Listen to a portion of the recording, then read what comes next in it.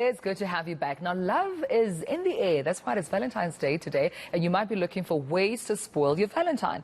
But with the shaky economy that we're currently in, I mean, how do you then go about this without necessarily breaking bank, right? To help us navigate this, we're joined by relationship expert Paula Quincy. Thank you so much for your time, and good morning to you, Paula. Quite a big issue that we have here. You want to spoil your loved one, you want to make it special. However, you don't have 5,000 rands for a bouquet of roses. What do you do? How do you still make it equally special but within budget? You're so right. The last 18 months has put a lot of strain on couples. And I think what people are craving is human connection and experiencing life, because we've been restrained as to what we can do and where we can go and how we can live our lives. So I think it's more about experiences. And that doesn't necessarily mean breaking the bank and the budget.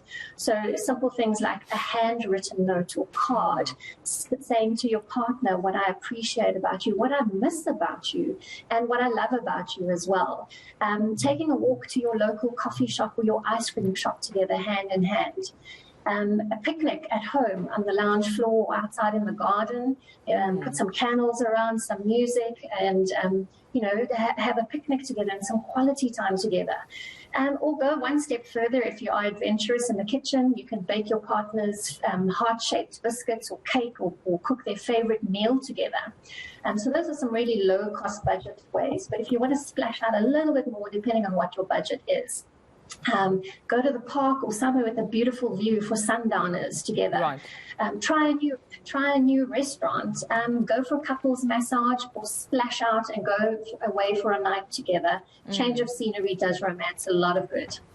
But Paula, why is there pressure that the more expensive the Valentine's Day gift is, then the more special or the more, appropriate it is? What happened to the thought counts? The fact that you went out of your way to make it special for me, however small, however intimate, is equally, special and appreciated.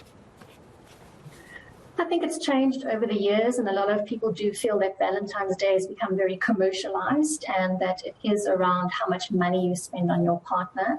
And, that's not necessarily true. And so we're trying to live up to these expectations because we see what other people are doing for their partners and their relationships. And we constantly compare ourselves to what others are doing, and that they have it better than what we do. With that being said, then, you mentioned something important, the commercialization of Valentine's Day and many other holidays. I'm sure South Africans would agree. Do you think businesses are capitalizing on this day, ripping off, unsuspecting customers and clients, just in terms of saying this is the special way and the modern way to do it, while at the same time, I suppose, maintaining businesses?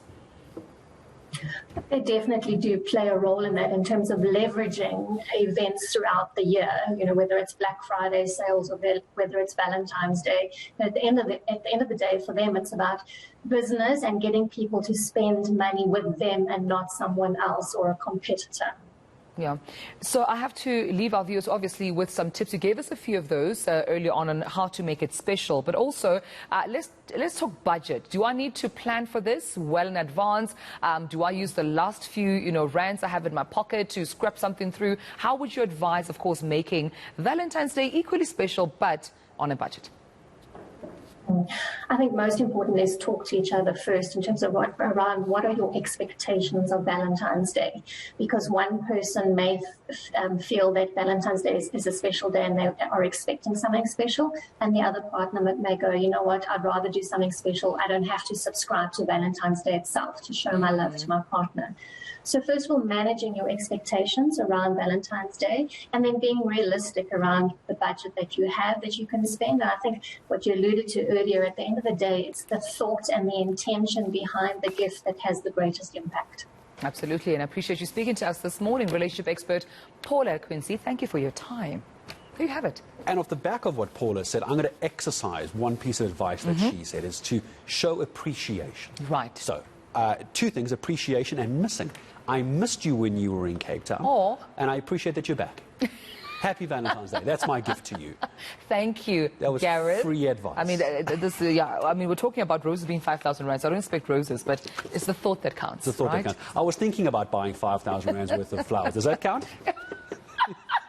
Where do I take my co-anchor from? Where? All right, so